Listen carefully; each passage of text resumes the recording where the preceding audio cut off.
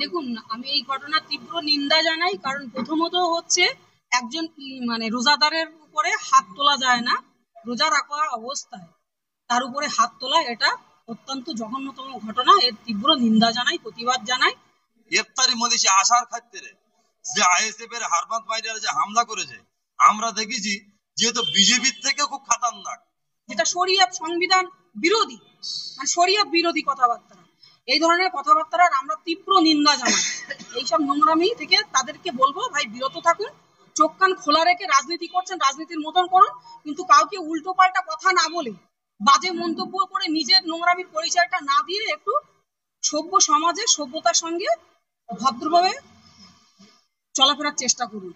দেখুন, আইএসএফ এর সমাজ বিরোধী নওশাদের নেতৃত্বে গোটা ভাঙড় জুড়ে আজকে এই ধরনের অরাজকতা তৈরি করছে। আমাদের প্রাণপ্রিয় বিধায়ক ভাঙড় এবং সাতগাছিয়ার পর্যবেক্ষক, ক্যানিং পূর্বের জনপ্রিয় বিধায়ক, রাজ্য তৃণমূল কংগ্রেসের সাধারণ সম্পাদক, তানার নির্দেশে ভাঙড় বিজয়গঞ্জ বাজারে 10ই রমজান 11ই মার্চ ইফতারের মজলিস ছিল। সেখানে আপনারা দেখেছেন 5 জন পীরজাদা পুরস্পরা শরীফ থেকে তানারা এসেছিলেন। সেই ইফতারের মজলিসে আমাদের কোচপুকুরে আইজেল ভাই, আমাদের দলের মেম্বার, তিনি আসছিলেন। আসার পথে আইএসএফরা তাকে বাধা সৃষ্টি করে এবং বিশ্রী ভাষায় গালিগালাজ করে।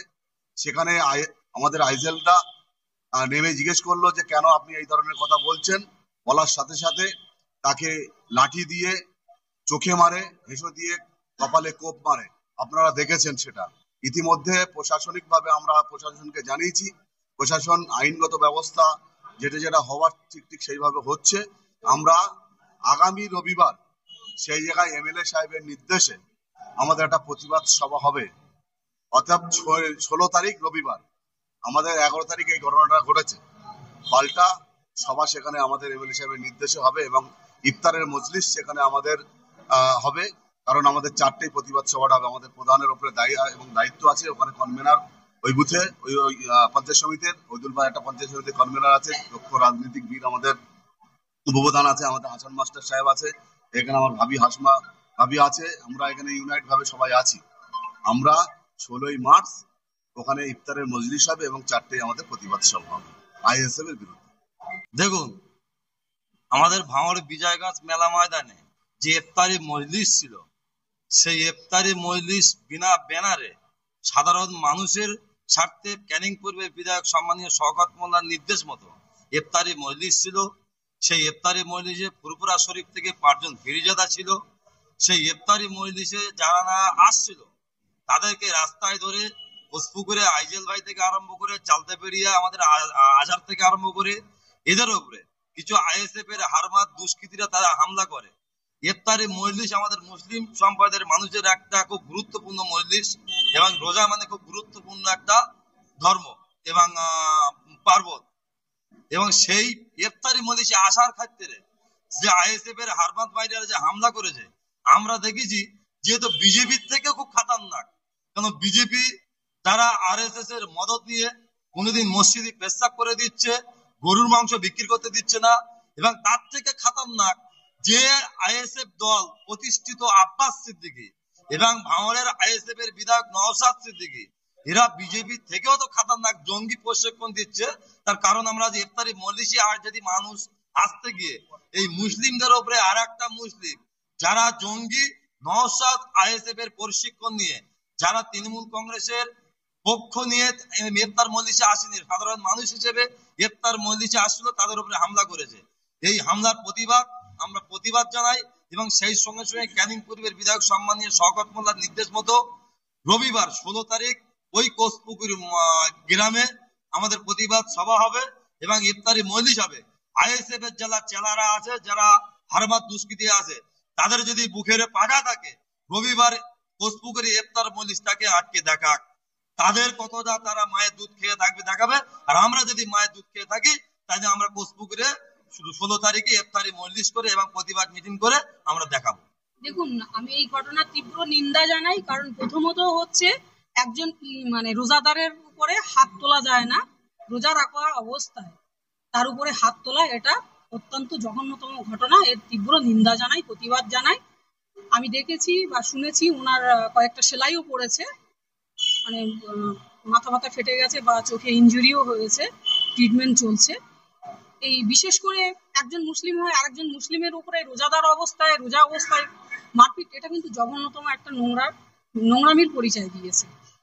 এটা এমনটা কোনো মুসলিমের উপরে হওয়া উচিত না। যদি এই ধরনের যারা কাজ করেছে, প্রশাসন তাদের বিরুদ্ধে ব্যবস্থা নিয়েছে এবং আমাদের এমএলএ সাহেব এর প্রতিবাদ স্বরূপ আগামী রবিবার দোষপুকুরে আমাদের যে আইজেল ভাই যে মেম্বারকে মেরে মাথা ফাটিয়েছে তার বুথে একটা ইফতারের মজলিস হবে প্রতিবাদ স্বরূপ।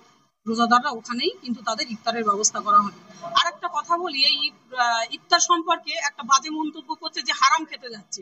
আপনি বলুন তো, সারাদিন মানুষ রোজা রেখে আর বলছে, কেউ কমেন্ট করছে, বলছে যে না ওরা রোজা করিনি খেতে গেছে। আচ্ছা, যারা এই কথাগুলো বলছে তারা কি এসে সেখানে দেখেছে যে সেই রোজাদারটা সে রোজা করে ইফতার করতে এসছে বা হারাম খাচ্ছে কি হালাল খাচ্ছে?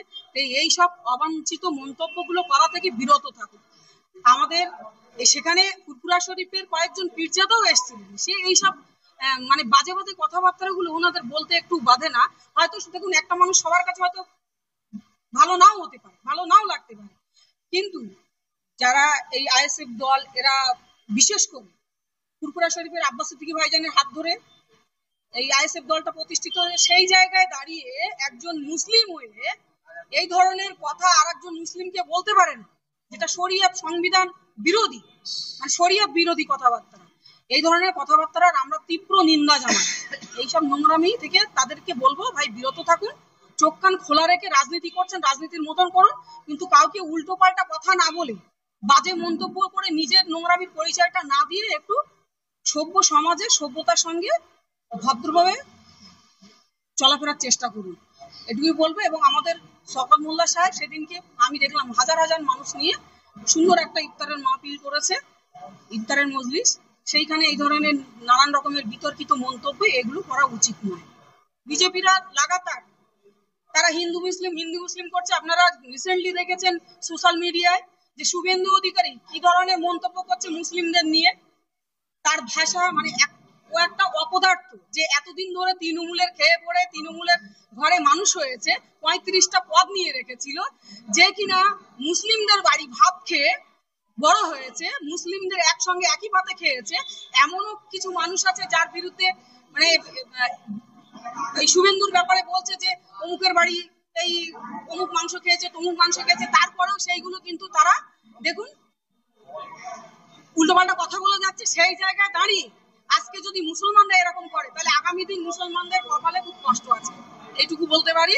এই জন্যই বলবো, ধর্ম বর্ণ নির্বিশেষে বাংলার সাম্প্রদায়িক সম্প্রীতি যাতে নষ্ট না হয়, সাম্প্রদায়িক সম্প্রীতি যাতে বজায় থাকে, সবাইকে সেই চেষ্টা করার দরকার। 2026 লড়াইটা কেমন ভাবে দেখছেন? দেখুন, 2026টা হচ্ছে পাখির চোখ। আবারও 2026 সালে চতুর্থবারের জন্য তৃণমূল সরকারের, মামাটি মানুষের সরকার, মাননীয় মুখ্যমন্ত্রী মমতা ব্যানার্জি হবেন। ভাঙড়ের ক্ষেত্রে কি দেখছেন? দেখুন, ভাঙড়ের ক্ষেত্রে এক সময় পালাবদল হয়েছে, আবারও মানুষ আস্তে আস্তে তৃণমূলে আসছে। আগামী দিন 26-এ আবারও আমরা আশা করছি যে তৃণমূল থেকেই আমাদের এমএলএ জয়যুক্ত হবে। কত ভোটে জয়যুক্ত? দেখুন, মার্জিনটা বড় কথা নয়, কিন্তু জিতবে এটা। এখানে আমাদের চ্যালেঞ্জ আছে 1 লাখ ভোটে জেতার।